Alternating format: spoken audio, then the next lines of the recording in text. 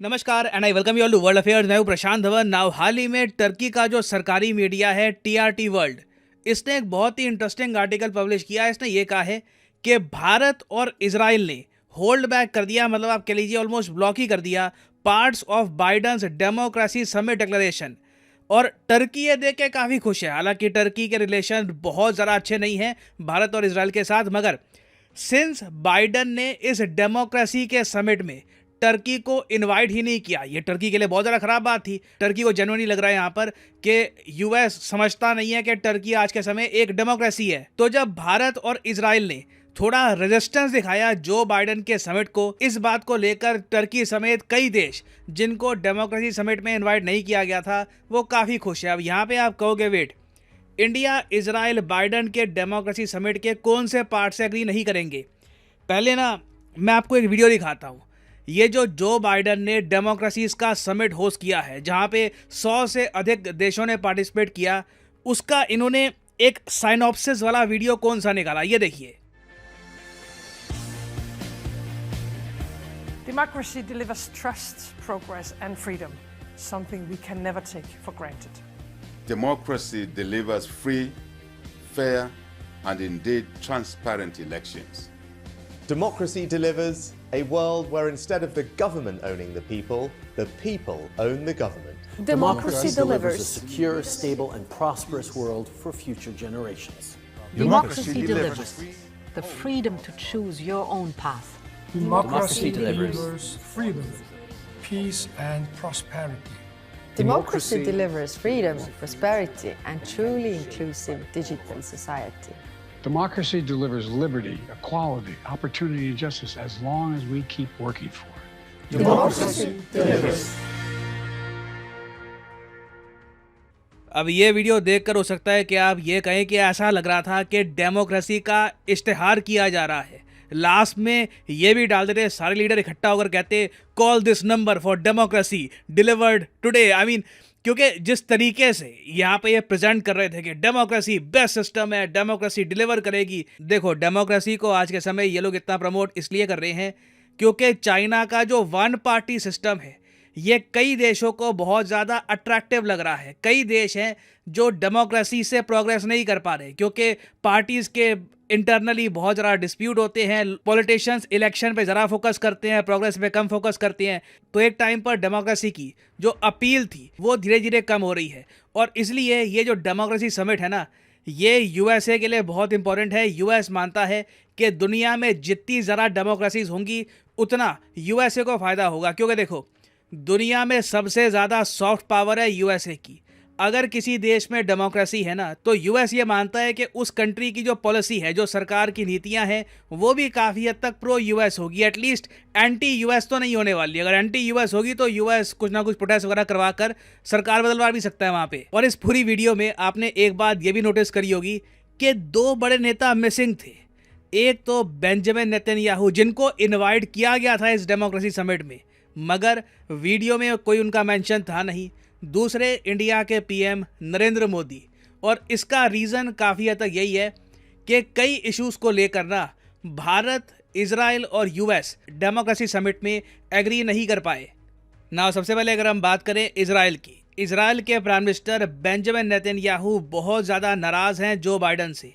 अभी हाल ही में आपने देखा जो इजराइल में प्रोटेस्ट हुए हैं, जिस पर मैंने एक डेडिकेटेड वीडियो भी बनाई थी, करीब 1 मिलियन के आसपास लोगों ने वो वीडियो देखी है।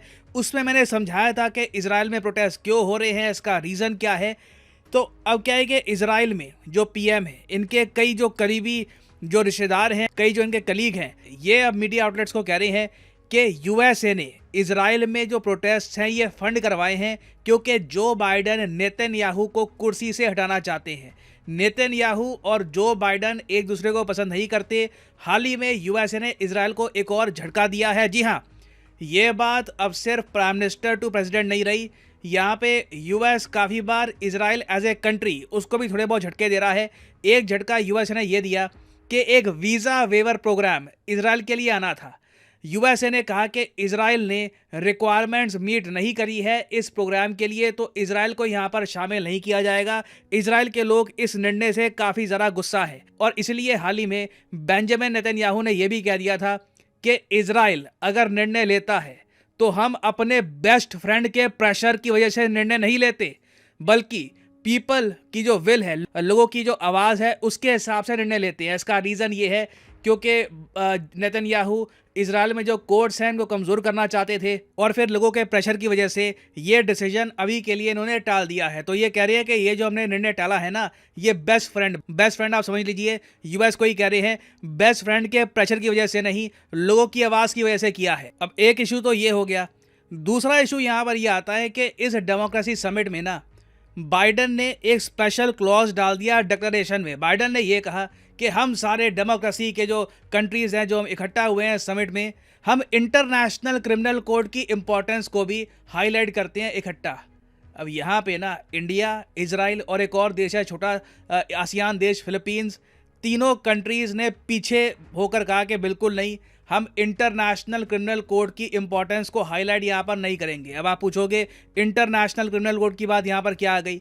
ये वही इंटरनेशनल कोर्ट है जिसने हाल ही में कहा है कि व्लादिमीर पुतिन को जेल होनी चाहिए यूक्रेन वॉर में बच्चों को मूव करने के जुर्म में। और आज के समय कई देश हैं, यूरोप के बहुत से देश हैं जो इंटरनेशनल क्रिमिनल कोर्ट को मानते हैं, जहां पे अगर पुतिन ने कदम रखा उनको इंस्टेंटली जेल होगी। जर्मनी ऑन रिकॉर्ड कह चुका है कि जैसे ही पुतिन उनके देश में आते हैं वो इनको जेल में डाल देंगे। यहाँ पे आप देख पाओगे इस पे article, if Putin comes to Germany he will be arrested. अब देखो इंटरनेशनल क्रिमिनल कोर्ट की जो ये जजमेंट है बहुत ज़्यादा एंटी रशिया है। रशिया ने तो ये भी कह दिया है कि पुतिन को अगर जेल किया गया उसी वक्त ये वर्ल्ड वॉर 3 स्टार्ट कर देंगे। हालांकि ना पुतिन ऐसे देशों में जाएंगे, ना उनको अरेस्ट किया जाएगा, ना वर्ल्ड वॉर 3 स्टार्ट होगी, मगर मैं आपको बता रहा हूँ कि स्टेक्स कितने हाई कर दिए गए हैं। तो ऑब्वियस सी बात है, इंडिया और इजराइल जो पहली बात तो इंटरनेशनल क्रिमिनल कोर्ट की जुरिस्डिक्शन को मानते भी नहीं है। पुतिन कल को भारत में आते हैं, कोई दिक्कत नहीं है, कुछ उनको जेल नहीं होगी, क्योंकि इंडिया इंटरनेशनल क्रिमिनल कोर्ट को नहीं मानता, ना इजराइल मानता है। तो दोनों देश यहाँ पर पीछे हो गए डिक्लेरेशन से। इस बात को लेकर बाइडेन नाराज। फिर इस डिक्लेरेशन में एक पार्ट ये भी था कि रशिया जो आक्रमण कर रहा है यूक्रेन में, इसकी निंदा करेंगे हम, और यहाँ पे हम चाहते हैं कि रशिया पीछे हट जाए। यहाँ पर भी इंडिया ने इस डिक्लेरेशन को सपोर्ट नहीं किया। तो कई इंपॉर्टेंट की पिलर्स थे इस डिक्लेरेशन के, जहां पर इंडिया और यूएस, इवन इजराइल, ये सेम पेज पर नहीं थे और इसकी नाराज़गी साफ दिख रही थी। आप देखोगे इस समिट में इजराइल और इंडिया की स्टेटमेंट्स को यूएस इतना ज़्यादा हाईलाइट, इतना प्रमोट नहीं करने वाला। तो इस पूरे समिट को आप एक ब्रॉड व्यू से देखोगे तो आप समझ सकते हैं कि बाइडेन की विदेश नीति में प्रॉब्लम्स क्या क्या है। पाकिस्तान को बिना बात की इंपॉर्टेंस देना, इवन दो पाकिस्तान ने इस समिट के इनविटेशन को रिजेक्ट कर दिया। जो देश स्ट्रैटेजिकली यूएसए के करीब होने चाहिए उनको पीछे धकेलना, यूएसए की नीतियों की वजह से, बाइडेन की नीतियों की वजह से। एक्चुअली यहीं पे मैं आपको बता दूं, ट्रंप अगर पावर में होते, पहली बात तो ये डेमोक्रेसी वाले समिट ये ना कर रहे होते। जिस तरीके से ट्रंप ने क्वाड को वापस जिंदा किया था, ट्रंप क्वाड पे फोकस करते और ज़्यादा इंडिया, जापान और ऑस्ट्रेलिया, यूएस, इनकी जो कॉपरेशन है, मिलिट्री कॉपरेशन, इसको प्रमोट करते।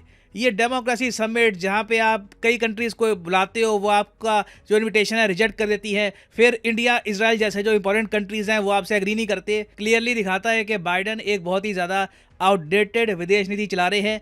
और आज नहीं तो कल अमेरिका के जो लोग हैं ये बात नोटिस करेंगे और पॉसिबिलिटी है कि 2024 में इस कमजोरी का, बाइडेन की इस कमजोरी का काफ़ी बड़ा एडवांटेज मिलेगा डोनाल्ड ट्रंप को। के लिए एक इंपॉर्टेंट मैसेज, अनअकैडमी के सारे कोर्सेज पर, यूपीएससी पर जो डिस्काउंट है वो 40% के आसपास का है, मगर जो बाकी कोर्सेज हैं अनअकैडमी के उन पर 25% का मैसिव डिस्काउंट चल रहा है। यूजुअली ये डिस्काउंट होता है 10% का।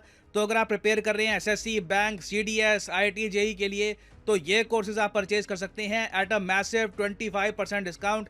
ये डिस्काउंट 31 तारीख के बाद खत्म हो जाएगा। ये एक फ्लैट डिस्काउंट है बाय द वे।